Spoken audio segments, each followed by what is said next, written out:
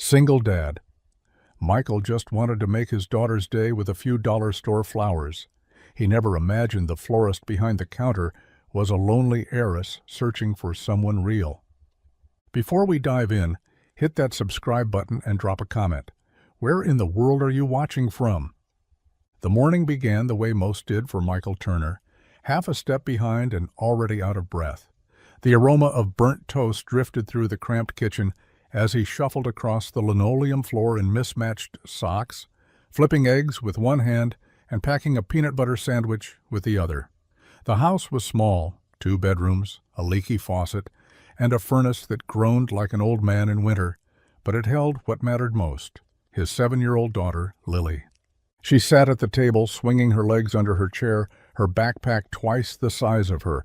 Her blonde curls stuck out in a dozen directions, and she had a smear of jelly on her cheek that she hadn't noticed yet. "Daddy, do we have time to look at my book report before school?" Michael paused mid-swipe with a dish rag, glanced at the clock, 7:43 a.m., then at her hopeful face. "Real quick, kiddo," he said, crouching beside her as she proudly opened a folder covered in crayon hearts. She read with a concentration that made his chest tighten. Her tiny finger followed each word carefully, and Michael didn't miss the way she glanced at him every few seconds, checking for approval. When she finished, he tapped the edge of the paper. "You crushed it, Lily Bean. Your teacher's gonna love this." Her grin lit up the whole room.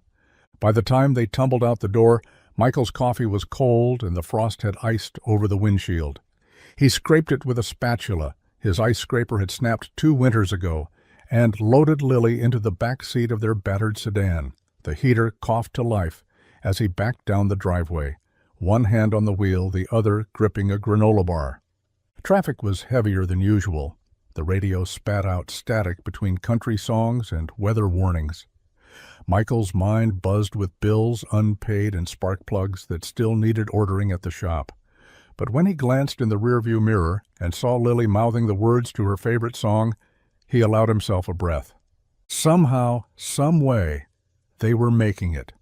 And for now, that had to be enough. It wasn't until Michael pulled up to the curb outside Lily's school that she leaned forward from the back seat, her voice small but urgent. "Daddy, did you get the thing?" Michael blinked, still half awake and running through the day's mental checklist.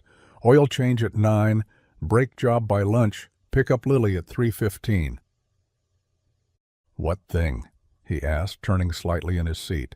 She clutched her backpack straps like they were life preservers. "The gift for Favorite Person Day. We were supposed to bring something for them." His stomach dropped. Favorite Person Day. It had been circled on the calendar. Lily had reminded him twice, drawn him a heart-covered note, even put it on the fridge, and still he'd forgotten. Between the late nights at the shop and the busted water heater last week, the days had blurred into one long stretch of survival. Lily didn't say anything else, but her eyes dropped to her lap. That did more damage to Michael than any scolding ever could. "Stay right there," he said, throwing the car into park. "I'll be back in 5. He bolted across the street, dodging traffic, and half-sprinted toward the corner gas station. The aisles smelled like stale popcorn and motor oil. He scanned the shelves, candy bars, energy drinks, plastic-wrapped roses with price tags far above their worth. He hesitated only a second before grabbing a small bouquet of daisies and lavender that looked slightly wilted, but still colorful. They weren't perfect, but they were honest, like her. At the register, he emptied the last of the tip money from his wallet and watched the cashier wrap the bouquet in brown paper. Back at the car, he opened the door and held the flowers out to Lily like they were made of gold. "For your favorite person," he said, trying to sound light. Her eyes widened. "You remembered?" He nodded. "Course I did. Just had to keep it a surprise." She beamed and hugged the flowers to her chest, the disappointment gone as quickly as it came. As she stepped out of the car and into the schoolyard crowd, Michael leaned back in his seat, heart still racing, and watched her disappear inside with her bouquet. He might not have had much, but today he gave her everything he could. Michael hadn't planned on stopping. The dashboard clock was blinking 7:58. The shop opened at 8, and he was already late for a transmission job that was supposed to be done yesterday. But as he cruised down Maple Street, something caught his eye. An old storefront with a fresh coat of pale green paint and a wooden sign swinging gently above the door. Heart and Stem. The windows were fogged from the morning chill, but he could make out rows of flowers inside, bathed in golden light. It wasn't flashy, it didn't scream money, but something about it felt peaceful, like it belonged to a slower kind of world, one that hadn't gotten the memo about rush hours and overdue invoices. Michael hesitated, hand hovering over the blinker. Then he made a sharp turn and pulled up along the curb. The bell above the door chimed softly as he stepped in. The warmth hit him first, then the scent. Fresh roses, eucalyptus, something citrusy and clean. Buckets of blooms lined the rustic wood shelves, sunflowers, tulips, and little sprigs of baby's breath bundled with twine. A small radio hummed in the background, playing a jazz tune that sounded like it belonged in a black-and-white movie. "Be right with you?" a voice called from the back. He turned, expecting someone older, maybe the kind of woman who wore gloves to church and clipped coupons out of habit. But instead, a young woman stepped out from behind a curtain, wiping her hands on a linen apron. She was maybe early 30s, with dark hair pulled into a loose braid, and soft features framed by tired eyes. Beautiful, but not in the way magazines sold it. Real, quietly striking. "Hi," she said, offering a gentle smile. "Looking for anything special?" Michael cleared his throat, suddenly aware of his grease-streaked jeans and the lingering smell of motor oil on his jacket. Something simple for my daughter. School thing." The woman nodded, already reaching for a cluster of fresh daisies. "She sounds lucky." "She is," Michael said, and meant it. She looked up at him then, her eyes searching his face for something. Understanding, maybe. Recognition. Or maybe she was just curious why a tired man with rough hands was standing in the middle of her flower shop at 8 in the morning. "I'm Evelyn," she said. "Michael." And just like that, a door quietly opened between two strangers, one with dirt under his nails, the other with secrets buried deeper than roots. Michael stood awkwardly near the front counter, scanning the prices tucked beside the blooms. The arrangements were beautiful, lush and full, tied with silk ribbon and arranged with an artist's precision, but even the smallest ones looked like they'd put a dent in the grocery money. His fingers drifted toward his wallet, mentally calculating what was left after rent and gas and the tire patch he still hadn't bought. "Any favorites?" Evelyn asked gently, sensing the hesitation. He glanced at her, then pointed toward a corner bucket holding a loose, mismatched bundle, lavender stems, daisies, and tiny blue wildflowers he couldn't name. They were a little uneven, a little scrappy, kind of like his life. "How much for those?" She smiled, and he saw something shift in her expression, something unspoken. $3. Michael raised an eyebrow. "Seriously?" "They're end-of-week stems, a little wild but still lovely." He nodded. "Perfect." Evelyn moved around the counter and carefully pulled the flowers free, gently fluffing them with her fingers. She didn't rush. She didn't treat them like scraps. Instead, she wrapped them in brown paper with such quiet care it caught Michael off guard. She tied them with a piece of twine, knotted just once, then tucked in a tiny sprig of rosemary from a nearby jar. "It means remembrance," she offered when she saw him glance at it. Michael didn't know what to say, so he just nodded and took out the crumpled bills from his pocket. She didn't count the money, just slipped it into a tin and handed him the bouquet with a smile that didn't quite reach her eyes. "Tell your daughter she has excellent taste." "I will. Thanks."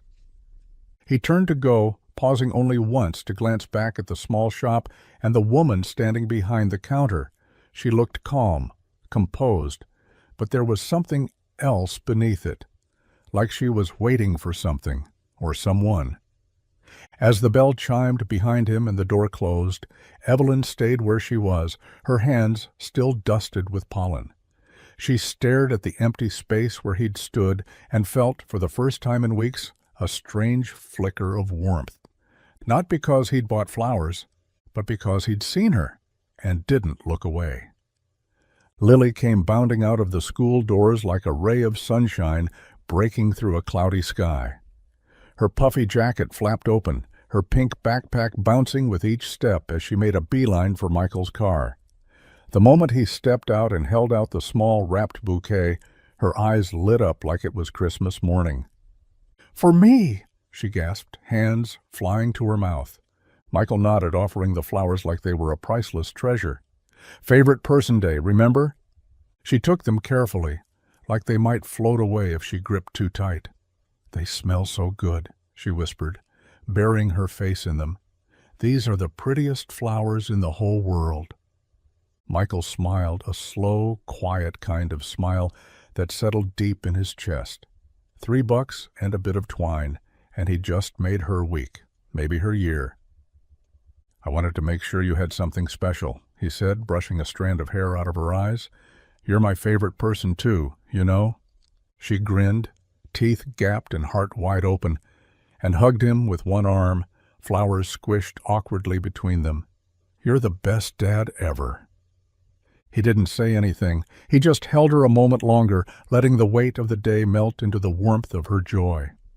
Across town, Evelyn stood by the window of Heart and Stem, a cup of tea cooling in her hands.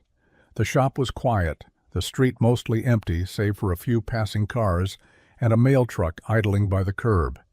She should have been restocking the roses or sweeping up fallen petals, but her thoughts kept drifting, back to the man with the tired eyes and quiet gratitude. The way he'd chosen the messiest little bouquet in the shop like it was worth its weight in gold. He hadn't asked for anything fancier. He hadn't flinched at the imperfections. He just wanted something honest for someone he loved. It was rare, that kind of simplicity, that kind of depth. Evelyn set down her tea and picked up a fresh bundle of wildflowers to sort. But as she worked, she realized something had shifted. She'd met a lot of customers over the years. But this one? He stayed. Not in the room, but somewhere quieter, somewhere deeper. And she wasn't sure yet what that meant, only that it mattered. The shop was quiet in the late afternoon, the kind of silence that settled in like dust, soft, familiar, and just a little bit sad. Evelyn moved through it on autopilot, trimming stems, misting roses, adjusting the daisies in their jars like she'd done every day for years. The smell of jasmine and eucalyptus clung to her skin, and a half-finished cup of tea sat cold beside the register. She glanced up at the bouquet station where the little wildflowers had been, the ones she'd wrapped for Michael that morning. He hadn't chosen them because they were cheap. He'd chosen them because they were enough. Enough. The word echoed louder than she wanted it to. She turned away, walking to the back room and pushing open the door to her tiny office. The walls were covered in pressed flowers, dried arrangements, and old botanical prints she'd collected over the years. But tucked behind a stack of catalogs was an envelope she hadn't opened in weeks. Her father's handwriting stared back at her. "Evelyn, please call me." She didn't. Instead, she sat at the little desk and let her fingers trace the edge of the envelope. Heart and Stem hadn't always been hers. It had belonged to her mother once, a quiet woman who found joy in the soil, in the slow growth of things. When she died, Evelyn inherited the shop, and with it a chance to disappear from the world she'd left behind. Hart and Sinclair. A name that still filled headlines, a retail empire sprawling across states and continents, her father's empire. And hers, technically, if she ever chose to claim it, but she hadn't. She'd walked away from the board meetings and private jets, from the family name with all its weight and gold edges, from the life where everyone wanted something, but no one wanted her. Here in the shop, people didn't ask who she was. They saw her hands, her work, the flowers she arranged with intention and quiet care. Here she could just be Evelyn. Still, today had left a mark. Michael Turner hadn't known who she was. He didn't care. And for the first time in a long time, someone had looked at her like she wasn't made of glass or dollar signs. He'd seen a florist, not an heiress, and somehow that mattered more than anything else. The wind had shifted by midweek, trading the crisp bite of early spring for something gentler, something that carried the scent of budding trees and thawing soil. Evelyn was refilling the eucalyptus bucket near the front window when she saw him. Michael Turner, same beat-up jacket, same worn-down boots, hands shoved into his pockets like he was fighting the cold or maybe just the day. He walked with that slightly hunched posture that came from years under hoods and engines, his eyes squinting against the sun as he moved down Maple Street. He wasn't looking at her window, wasn't looking for her at all. But Evelyn found herself stepping closer anyway, heart knocking once, hard.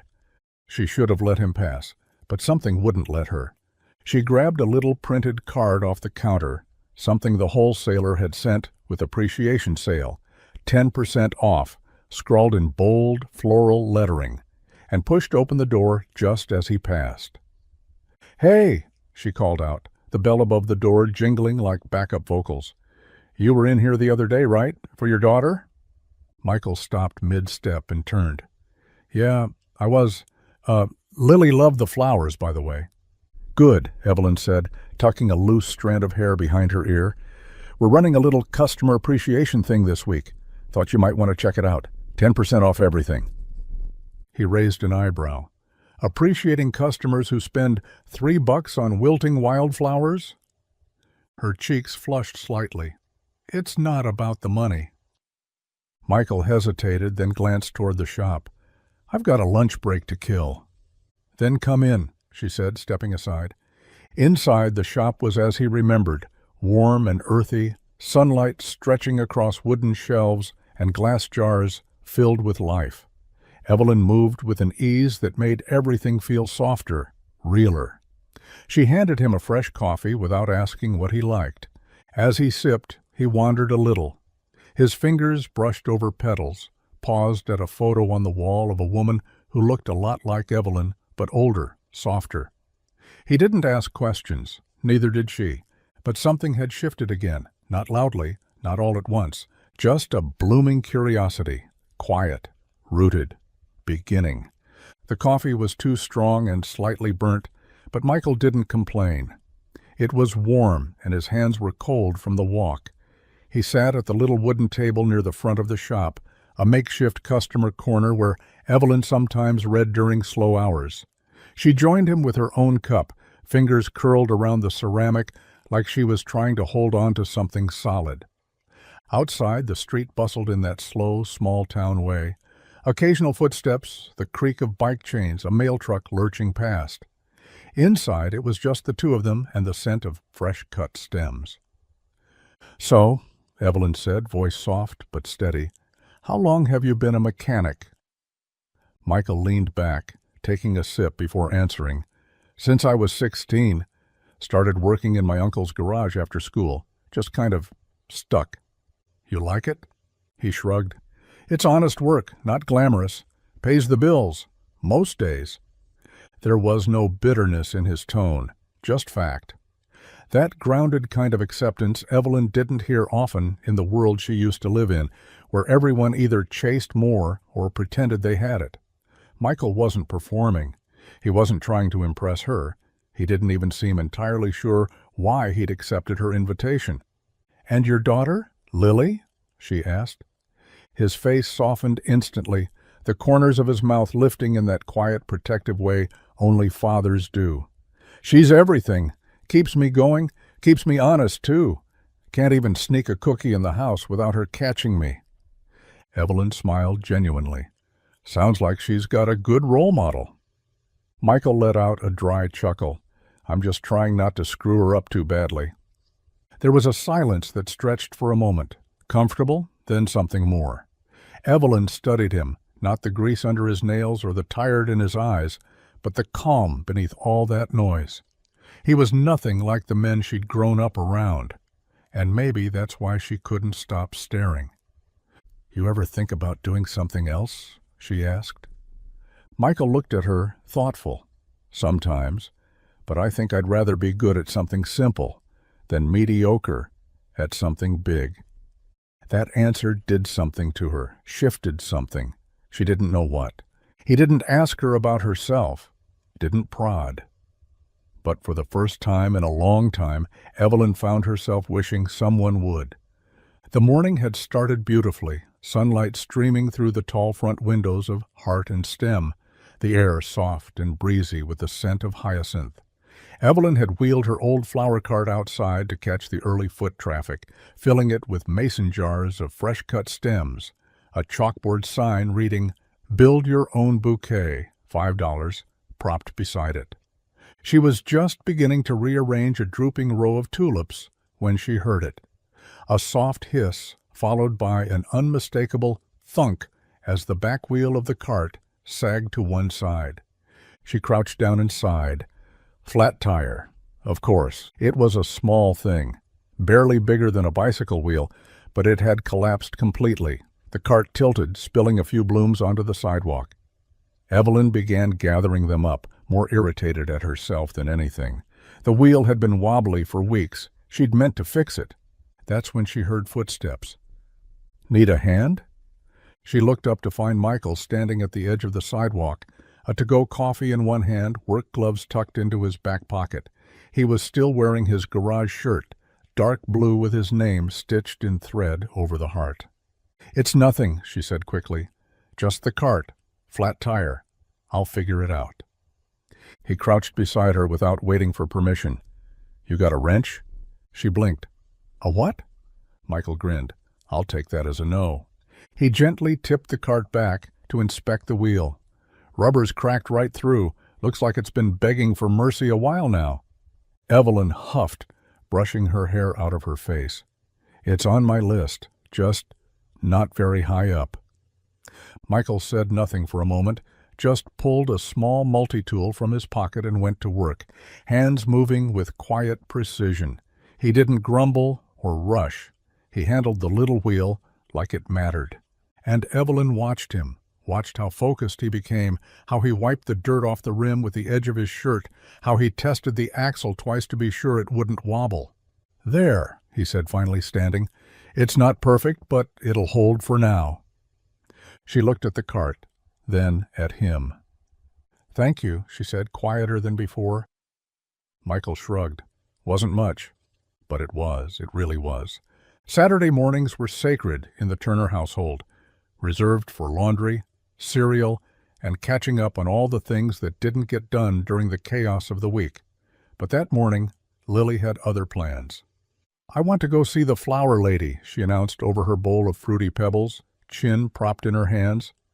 Michael sipped his coffee, still half asleep. "The flower lady?" "Yeah, from Favorite Person Day, remember?" she said, like he was the one behind on details.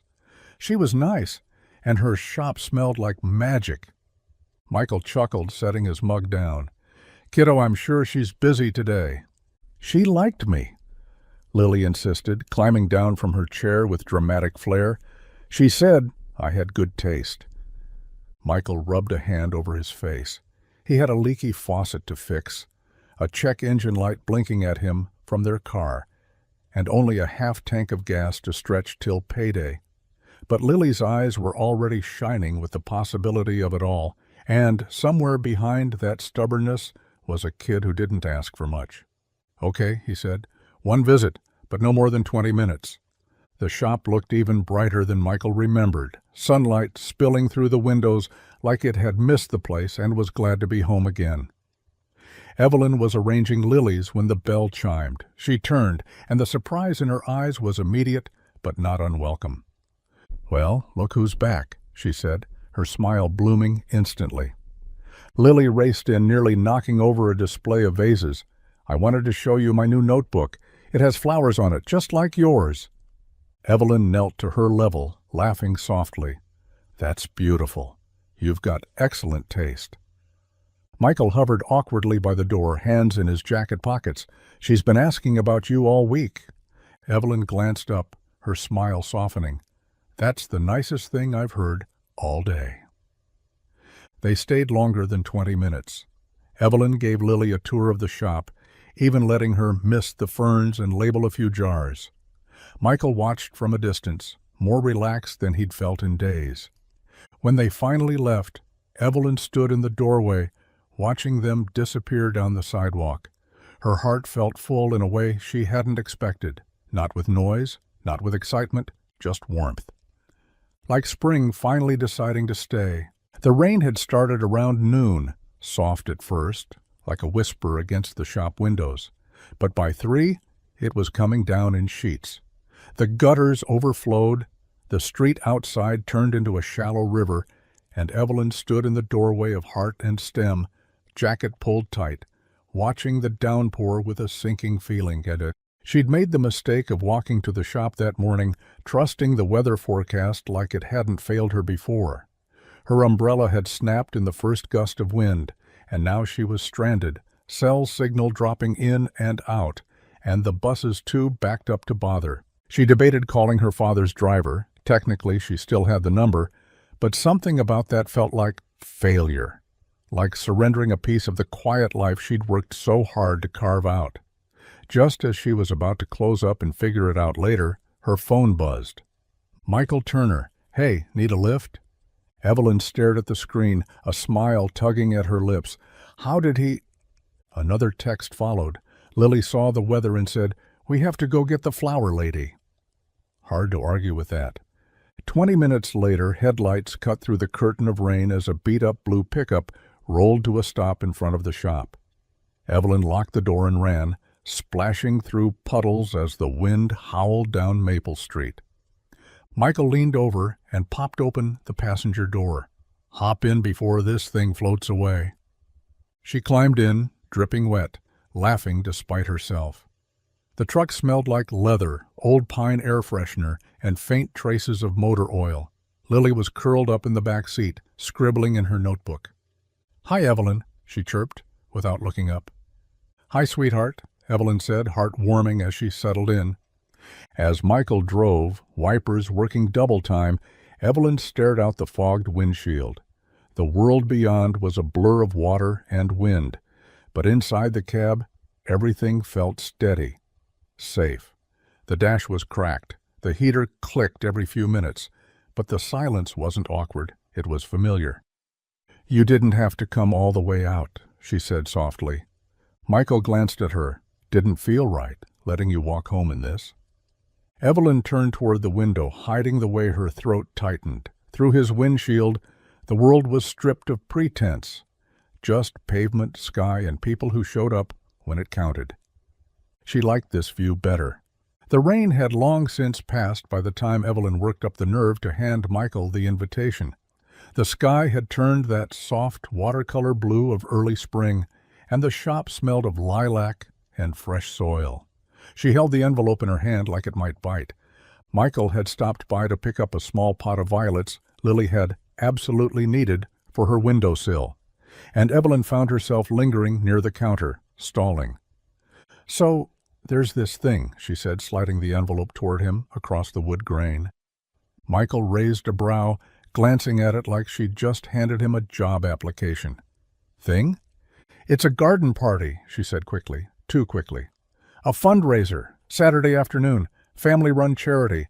I help host it every spring." Michael didn't move to pick it up.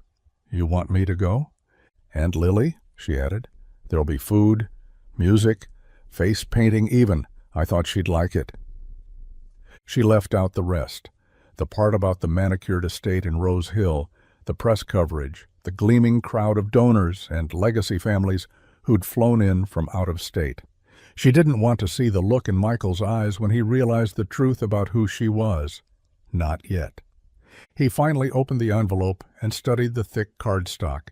It was far too elegant for anything she'd claimed was casual. "This looks fancy," he said, voice neutral. "It's not that serious," she lied. "You don't have to wear a tie or anything." Michael smirked. "I don't even own a tie." Evelyn laughed, more nervous than amused. "You'll be fine. I'd really like you to come." He studied her for a moment, like he was trying to read the spaces between her words. But then he nodded, tucking the invitation into his jacket pocket. "All right, we'll come." When he left, Evelyn exhaled, shoulders sagging. She hated the half-truth, hated the feeling of hiding, but part of her needed to see something. For once in her life, could someone see all of her and still stay? Saturday would be the test, and she wasn't sure she was ready for the answer. The estate in Rose Hill looked like something out of a magazine. Long, winding driveway framed by willows, white tents fluttering on manicured lawns, waiters in black vests weaving through clusters of guests holding champagne flutes instead of coffee mugs. Michael hadn't even made it out of the truck before he felt it, the tightening in his chest, the instinct to turn around.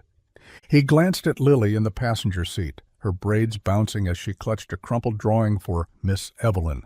She was beaming, excited, utterly unaware of how out of place her father felt.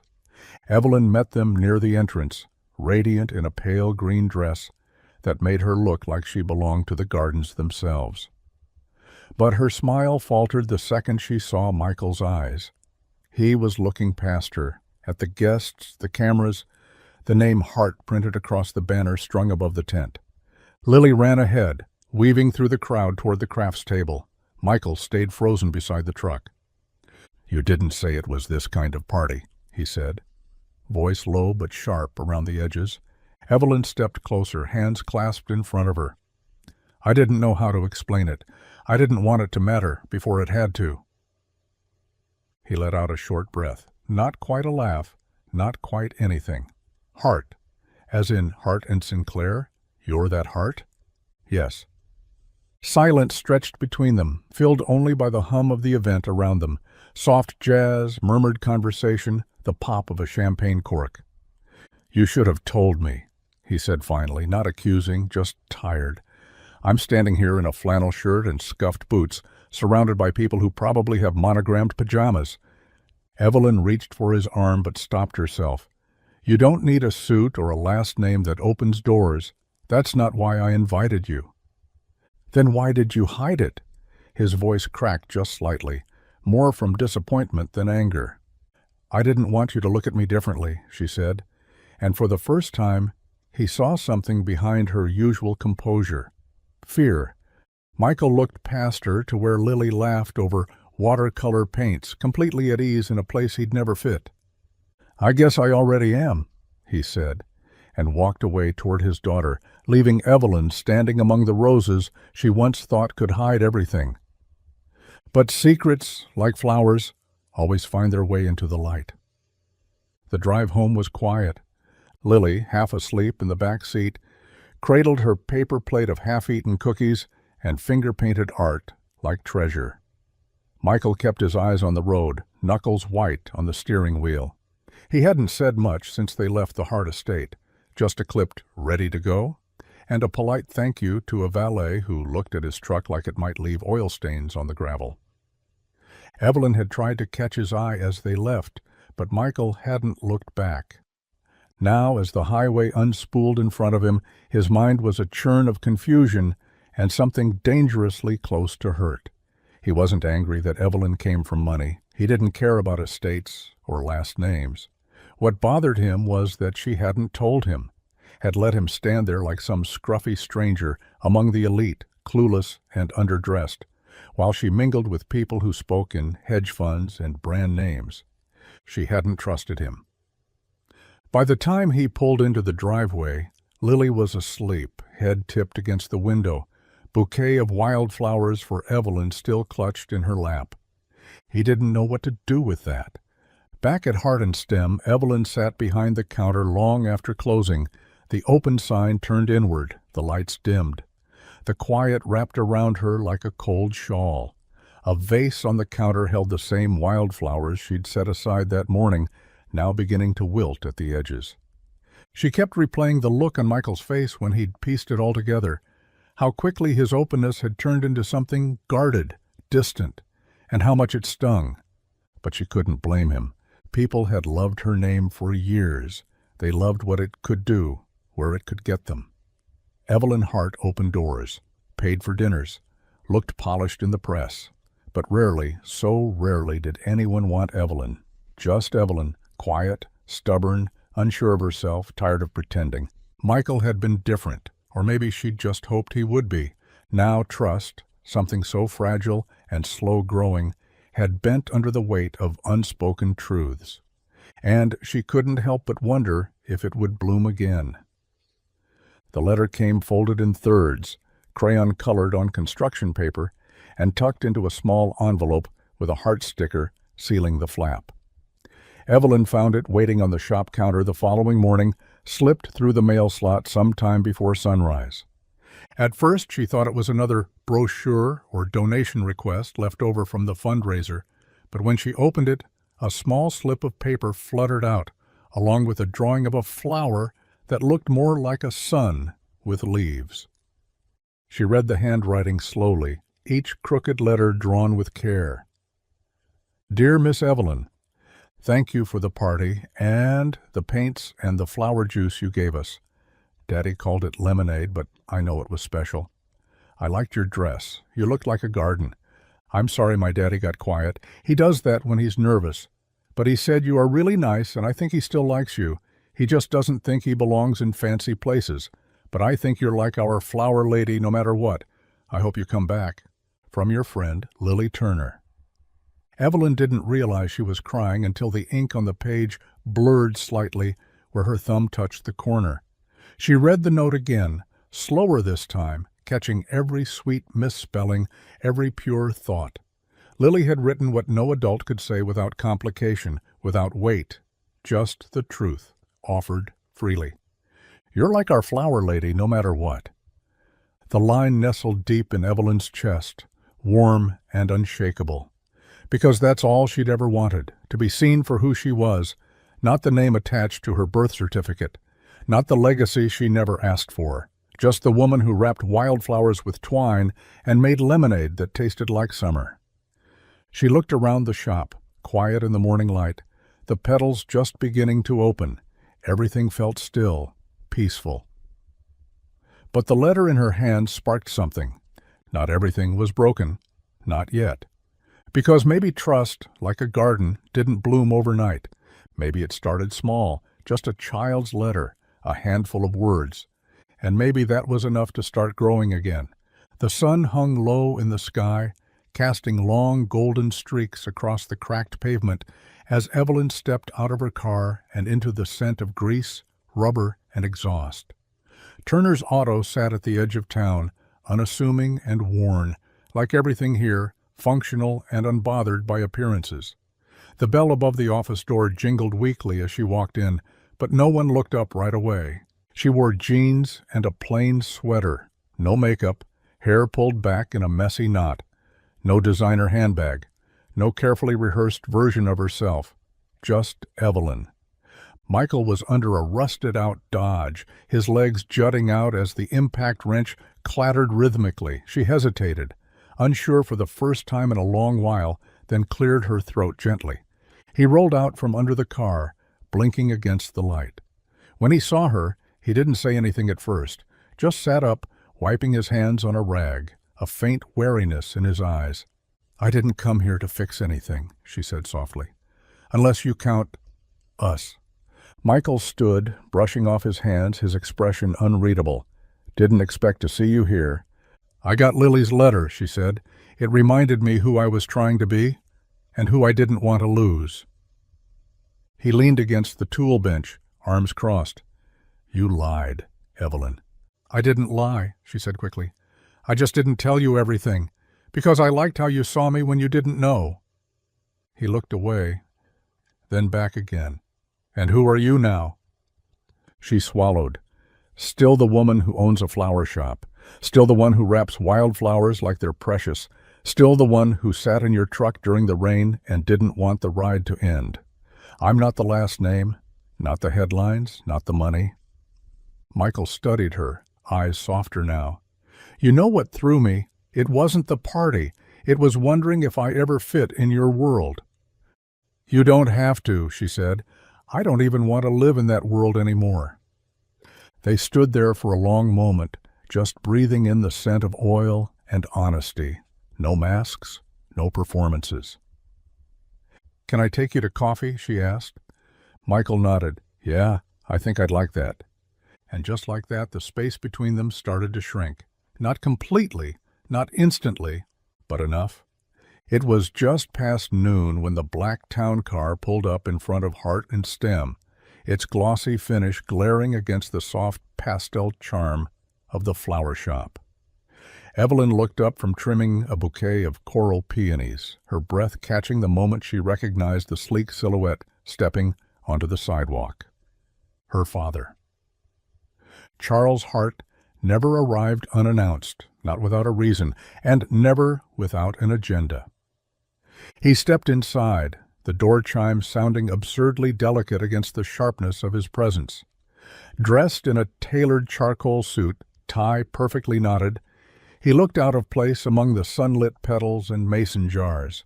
He took it all in with a single sweep of his gaze, distaste barely hidden beneath a professional smile. "Evelyn," he said, voice clipped, "you look rustic." "Dad," she replied, standing straighter, not bothering to hide the edge in her tone. "To what do I owe the intrusion?" He didn't flinch. "I thought we should talk.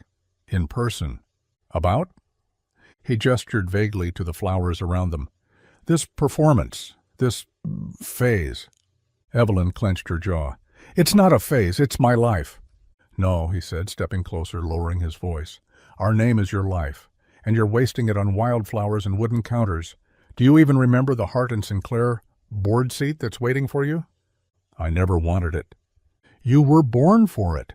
Evelyn turned her back to him, fussing with a half-made bouquet, needing something to hold. "I was born into it, not for it." Charles sighed like a man who'd grown tired of repeating himself. "This man you've been seen with, Turner? A mechanic? Is that really what you want for your future?" She froze, slowly turned. "He's kind and honest, and he doesn't want anything from me. That's more than I can say for most people I've known." "You're risking everything," he warned. "Your stake, your name." "I'm not ashamed to lose what never made me happy." For a moment silence hung like fog between them. Then Charles straightened, buttoned his jacket. "You'll regret this," he said, cool and certain, and walked out the door as if the conversation had been business, nothing more. But Evelyn stood rooted in place, her hands trembling slightly over the stems. Because for once, she wasn't afraid of losing everything. She was afraid of finally choosing herself. Michael hadn't meant to stop by the shop. He'd been running errands on his lunch break, picking up brake pads, grabbing a sandwich, and something about the way the light hit Heart and Stem as he passed made him slow down. He thought maybe he'd pop in, see if Evelyn was free for 5 minutes, maybe invite her and Lily out for ice cream later. But as he rounded the corner, he froze. Through the front window, he saw her. Evelyn. Standing across from a tall man in a suit so sharp it looked like it belonged in a magazine. The man was close. Too close. Hands tucked neatly into his pockets, expression calm but firm, like he was delivering instructions he expected to be followed. Evelyn's face was hard to read, caught between tension and restraint. She wasn't smiling. Still, Michael didn't move. He watched as the man leaned in slightly, speaking low. Evelyn didn't interrupt. She just stood there, quiet and still, like someone waiting for the storm to pass. Then the man straightened, buttoned his jacket with practiced elegance, and walked out the door. Michael ducked behind a parked car, heart thudding like a fool. He felt ridiculous, but not enough to face her, not with that image seared into his mind. Later, back at the garage, he couldn't focus. His wrench slipped. He stripped a bolt. He stared at the ceiling longer than the job in front of him. Who was that man? Someone important, obviously. Probably the kind of person Evelyn actually belonged with. A man who wore silk ties and gave orders without needing to raise his voice. Someone from her real world. Michael looked down at his oil-stained hands, the faded name patch on his shirt, the calluses that never went away no matter how much lotion Lily tried to make him use. He'd been fooling himself. Maybe she'd liked the simplicity. Maybe she'd even meant what she said. But eventually, Evelyn Hart would wake up and remember who she was. And Michael Turner, with his rusted truck and patched-up life, would be nothing more than a detour, a good story. But not the destination. The knock came just after closing. Evelyn stood behind the counter, sweeping up petals from a dropped bouquet, when she heard it, firm, expectant, and far too familiar. She didn't even have to look to know it was him. Charles Hart stepped inside without waiting for an answer. He didn't glance at the fresh arrangements lining the windows, didn't notice the soft jazz playing on the old radio. His presence dimmed everything, like a storm cloud in a sunlit room. "I'm not staying long," he said, voice brisk. "There's a gala next week. The board wants to formally announce your return." Evelyn didn't stop sweeping. "I never said I was coming back." He frowned. "You didn't need to. This phase has lasted long enough. I gave you space to figure it out, Evelyn. Now it's time to stop playing Florist and come back to your future." She leaned the broom against the wall and folded her arms. "My future is here." Charles stepped closer, gaze sharp. "This place? That man?" "I'm not discussing Michael with you," she said coolly. "You don't know him, and you don't get to decide what's worthy of me." He sighed. "I'm not the only one concerned. The Everetts have asked about you, Nathan in particular. He's patient, respectful. You two always pod." "No," Evelyn said flatly. "I'm not marrying a man you picked like a wine pairing. He's successful, from a good family. He understands your life." "My life?" She laughed, bitter and quiet. "You mean your version of it. The one with dinner parties and stock options and husbands who treat wives like company assets." "You're being dramatic." "I'm being honest," she snapped. "I've spent years walking around in shoes that didn't fit, smiling for pictures I didn't want to be in. I finally found something real, something I built with my own two hands, and you expect me to throw it away for a press release?" Charles looked at her, really looked, and for a moment she saw it, doubt flickering behind his carefully managed expression. "I'm not going back," she said, her voice soft but certain.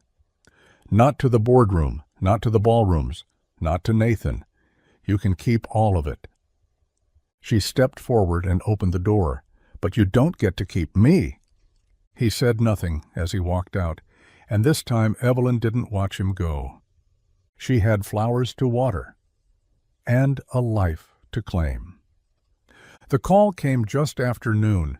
Evelyn had just finished tying off a bouquet for a birthday order when her phone buzzed, a number she didn't recognize flashing on the screen. She almost let it go to voicemail, almost, but something in her chest tugged. "Hello? Hi, this is Nurse Carter at St. Vincent's. We have a Michael Turner here listed you as an emergency contact." Evelyn's heart dropped. "What happened?" "He's okay, but he had a fall at work. Garage jack slipped. Minor concussion, a few stitches. He's stable, but we'd like someone here with him." The room spun briefly, then stilled. "I'm on my way." The hospital smelled like antiseptic and old tile, the kind of place where time stretched and everything moved half a beat too slow. Evelyn rushed through the ER doors, breath short, eyes scanning. Room 213. She found him propped up on a bed, IV in his arm, hair matted slightly with blood near the temple. He looked pale, not fragile, but dimmed, like the switch had been flicked low. He turned when she entered. "Evelyn?" "Hey," she said, breath catching. "You look like hell." Michael smirked faintly. "Appreciate the honesty." Before she could step closer, a small blur darted into the room. "Daddy!" Lily hurled herself onto the bed, careful not to jostle him too hard, tears already in her eyes. "You scared me," she mumbled into his shoulder. "I'm okay, sweetheart," he murmured, pressing a kiss to the top of her head. "Just took a little tumble." Evelyn stood in the doorway, suddenly unsure of her place. But then Lily looked up, eyes red and wide, and lit up. "Miss Evelyn!" She ran to her, arms thrown around her waist like they belonged there. "You came?" Lily whispered. "Of course I did," Evelyn said, kneeling to hug her back. "I wouldn't be anywhere else." Michael watched them, his daughter clinging to Evelyn like she'd always known her, and Evelyn holding her like she needed to. He blinked against the sting in his eyes. In that moment, something shifted. Evelyn wasn't just the flower lady anymore. She was part of the picture, and somehow she fit. The hospital room had gone quiet hours ago. Lily was curled up on the pull-out chair, her breathing slow and steady beneath a threadbare blanket. The soft glow of a hallway light spilled under the door, and the faint beep of a heart monitor offered the only rhythm in the room. Michael lay in the hospital bed, head bandaged, IV still taped to his arm. He wasn't in pain, at least not the kind they treated. He stared at the ceiling, tired but not sleepy, his thoughts a knotted mess of doubt, relief, and something softer he hadn't let himself name yet. Across the room, Evelyn sat in the chair beside him, legs tucked up, hands wrapped around a cup of hospital coffee. She hadn't left since she arrived, not once. "I used to hate places like this," she said suddenly, her voice just above a whisper. Michael turned his head slightly, watching her in the dim light. "Hospitals?" "No," she said, quiet, stillness. When I was a kid, everything was fast. Schedules, appearances, obligations. Silence wasn't peaceful. It was pressure." He didn't speak, just listened. She needed that more than answers. "I was 12 the first time they made me sit at a board meeting," she said. 14 when I started wearing dresses picked by someone else's assistant. 16 when they told me who I'd marry, eventually, because it made sense on paper. Michael's jaw clenched faintly. "That's not a life, that's a script." She smiled sadly. "Exactly. And I was good at it, for a while." She looked at him then, really looked. Eyes soft but no longer guarded. "The shop was my mother's. It was the only place I ever saw her smile without faking it. After she passed, I took it over and disappeared. People thought I was grieving, but really, I was waking up." Michael let that sink in. "You didn't owe me all that," he said. "I did," she said, her voice gentler now, "because I wanted you to know the truth, all of it. No title, no money, just me." He stared at the ceiling again, letting the silence return, but this time it didn't feel heavy. "I believe you," he said after a long pause, "and I'm tired of being afraid of something good." She reached for his hand. He didn't pull away. For once, there were no performances, no pretending, just two people stripped of everything but truth. And it was enough. The night air was cool, the kind that slipped under your collar and made you grateful for every layer. Michael's truck sat parked at the edge of Maplewood's old overlook, a quiet spot above the town where the stars felt closer, the world quieter. The headlights were off, the engine silent, and the bed of the truck was lined with two folded blankets, a cooler, and a pair of mismatched lawn chairs for good measure. Evelyn climbed in first, laughing softly as the metal creaked beneath her. "This is surprisingly comfortable." Michael handed her a thermos. "Hot chocolate, Lily's recipe, half sugar, no regrets." She took a sip and closed her eyes. "That's dangerously good." They sat side by side on the blankets, their shoulders just brushing, eyes drawn upward to the wide open sky. The stars were scattered like glitter across deep velvet, and for once Evelyn didn't feel the itch to check her phone or fill the silence. "This place," she said after a while, "it feels like it doesn't care who you are." Michael nodded. "It doesn't." She looked over at him. "You've brought someone here before?" He shook his head. "Just Lily. And now you." That sentence sat between them, simple but full.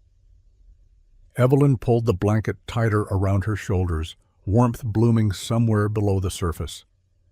"I used to think dates had to be restaurants with 5 forks on the table," she said. "But this? Stars and sugar overload? It's better." Michael chuckled. "It's all I've got. It's everything I need." The quiet settled again, but this time it was laced with something new, ease. They talked for hours, about old memories and missed chances, about Evelyn's favorite flowers and Michael's worst car repairs. No pressure, no pretending. At one point he looked at her, really looked, bare-faced, hair windswept, smiling in the dark like she belonged there, and he reached out, gently brushing a strand from her cheek. "I like you like this," he said. She leaned in, resting her head on his shoulder. "This is who I am." And under a sky full of stars, without fanfare or fuss, Rich finally met real. And they fit. It started with a photograph, one grainy image snapped from across the overlook, probably by someone with a long lens and too much time. Evelyn and Michael, sitting in the back of his truck, her head on his shoulder, a blanket around them, peaceful, quiet, intimate. By morning, it wasn't. Michael woke to his phone buzzing nonstop, calls, texts, a voicemail from a guy he hadn't heard from since high school. At first, he thought someone had died. Then he saw the headline on the screen. "Heiress in Hometown Romance, Evelyn Hart's Mystery Man Revealed." The article was worse than the headline. Photos of him pumping gas, carrying Lily on his shoulders, walking into the flower shop in his stained work shirt. Words like blue-collar mechanic and small-town flame were sprinkled between speculative paragraphs and unnamed sources. By 10 a.m., the garage phone had rung 5 times with reporters asking for comment. By noon, his boss had called him into the office. "Not saying you did anything wrong," the man said, eyes flicking to the printout on the desk. "But this kinda attention? It's a distraction." Michael left early, head spinning. Across town, Evelyn was already trying to put out the fire. The moment the story broke, her father's assistant had called. The board wanted statements. Her father wanted silence. The PR team had prepared something vague and sterile. "Miss Hart is focusing on her business and her privacy at this time." She deleted it. Instead, she drove straight to the shop, heart pounding, unsure of what version of Michael she'd find waiting for her. He was in the back lot, arms crossed, phone face down on the workbench. "You okay?" she asked gently. He didn't look at her right away. "They took pictures of Lily." Her stomach dropped. "I didn't think this would touch her," he said, voice tight. "I didn't think you would." Evelyn stepped closer. "I didn't know either, but I'm not letting them rewrite this." Michael finally met her eyes, stormy and hurt. They already did.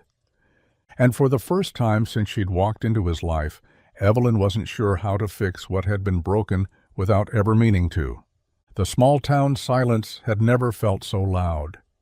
Maplewood was the kind of place where everyone knew your name, your habits, and whether your front porch light had gone out for more than a day. It was friendly, familiar, until it wasn't. Until you became the headline. By Monday, the whispers started. In the grocery store aisle, at the gas station, behind the service desk at the post office.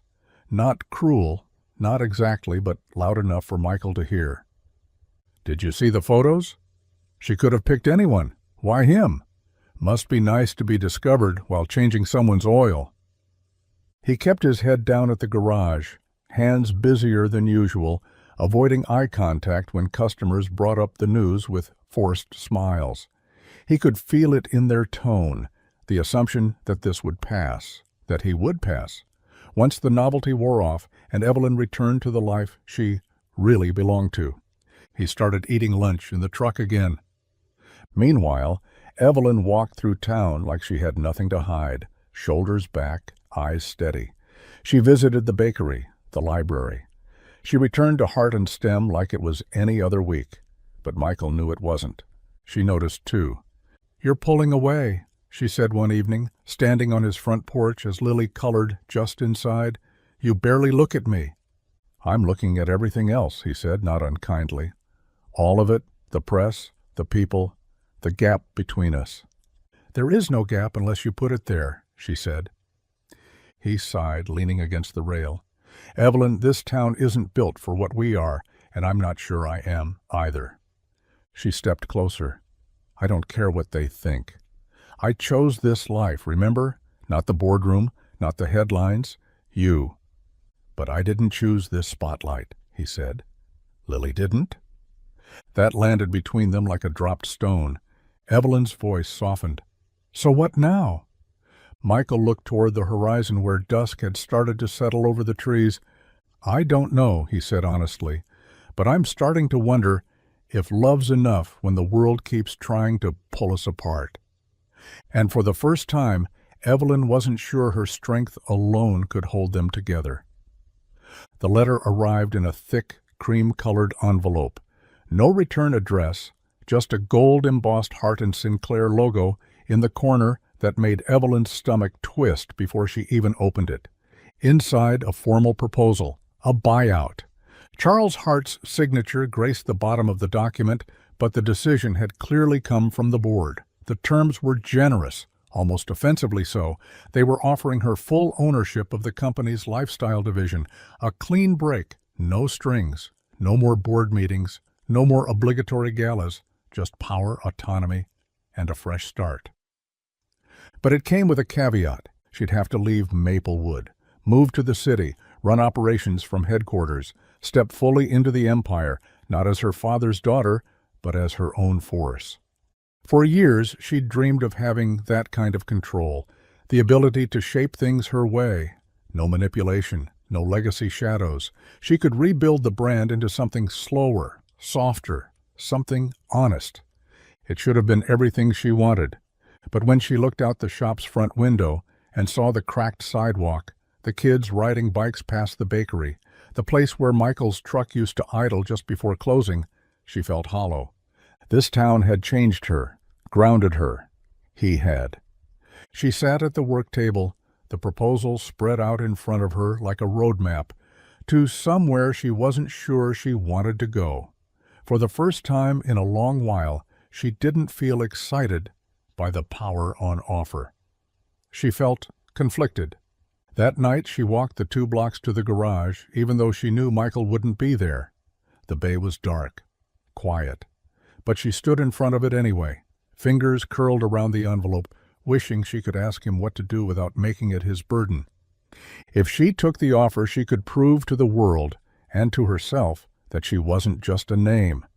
She could build something lasting, something entirely her own. But it might cost her the one thing she hadn't been trying to build and hadn't expected to find: home.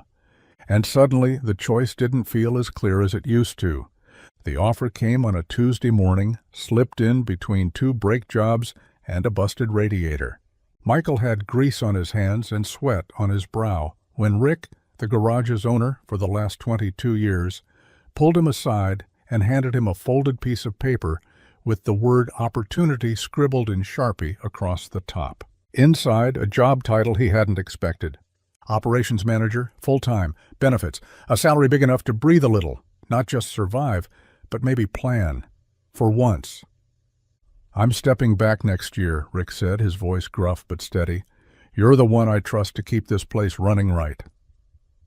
Michael stared at the paper like it might vanish. It was everything he'd been working toward for years, even if he hadn't dared name it. Stability, security, something solid for Lily's future. But then Rick added, almost as an afterthought, "I'll need your full focus, no distractions. This kind of role, it asks everything from you." Michael knew what that meant. No missed mornings because of sudden flower shop visits. No dodging phone calls from reporters. No second life blooming on the edges of this one. No Evelyn. That night, after Lily had gone to bed, Michael sat at the kitchen table, the offer in one hand and a photo of him and Lily in the other, taken at the town fair last summer, her face painted like a butterfly, his smile the kind that came from knowing he was enough, just as he was. But now he wasn't sure. Could he say yes to a future that required him to shut out a part of his heart? Could he build a life for Lily that didn't include the woman who'd made both of them feel like more than just survivors? It was the kind of decision that asked for clarity, but all Michael could feel was torn. Between the life he could finally secure and the love he wasn't sure he deserved to fight for. The evening air was thick with the kind of quiet that comes before something breaks. Michael stood outside the garage, arms crossed, back against the rusted siding. The town was settling down around them, shop windows dark, porch lights flickering on, the scent of rain somewhere in the distance. Evelyn had texted earlier. "Can we talk?" He'd said yes, though every part of him had wanted to say not yet. She arrived without fanfare, hair down, a cardigan wrapped tight around her like armor.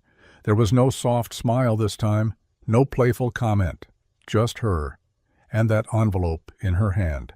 "I got the offer," she said. "A full buyout, no strings. It's everything I thought I wanted." Michael nodded slowly. "And?" "It means leaving Maplewood." He looked away. She took a step closer. "But it doesn't have to mean leaving you." Michael's jaw tightened. "It kind of does." "No," she said more firmly. "Not if you believe we can make it work.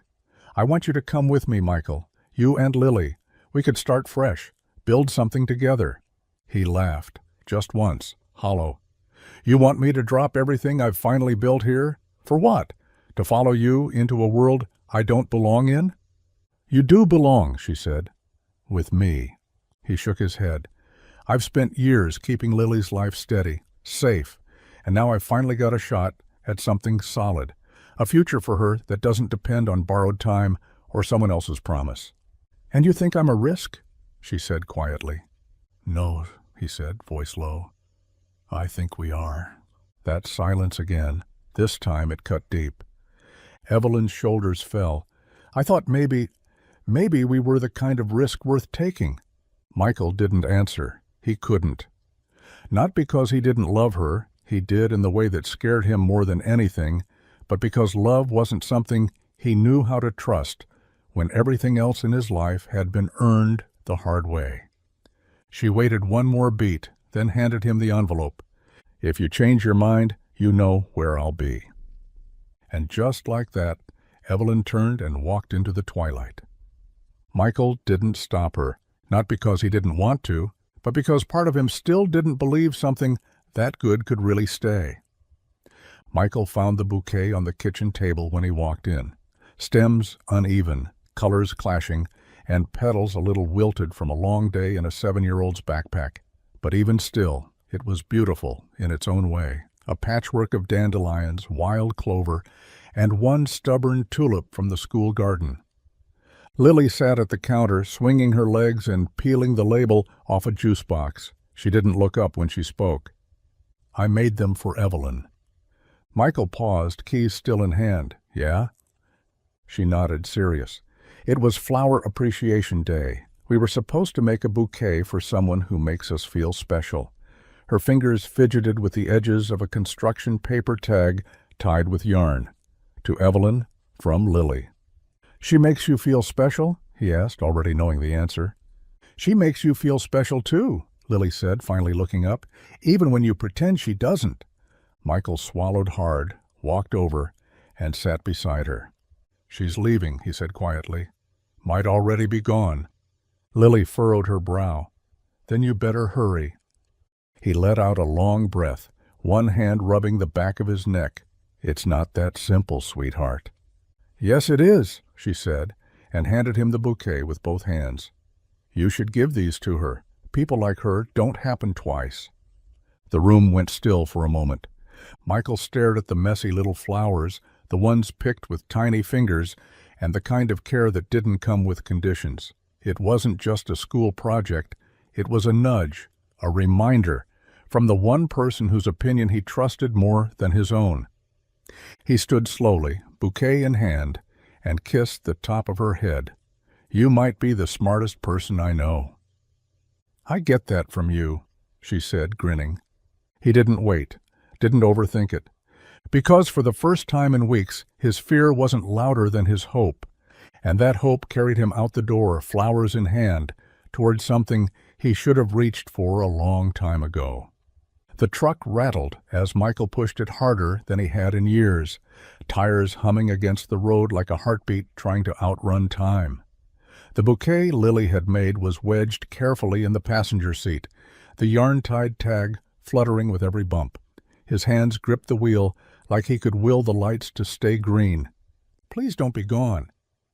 He didn't know where exactly Evelyn would be, just that the offer's deadline was today and that her flight to New York was scheduled sometime before sunset. She hadn't answered his texts, He didn't blame her. The radio buzzed with static, and the sun slanted low over Maplewood, casting long shadows across familiar streets that now felt like a maze. He checked the time on the dash. If she'd left already. He swallowed the thought. No, she's still here. She has to be. His first stop was the shop.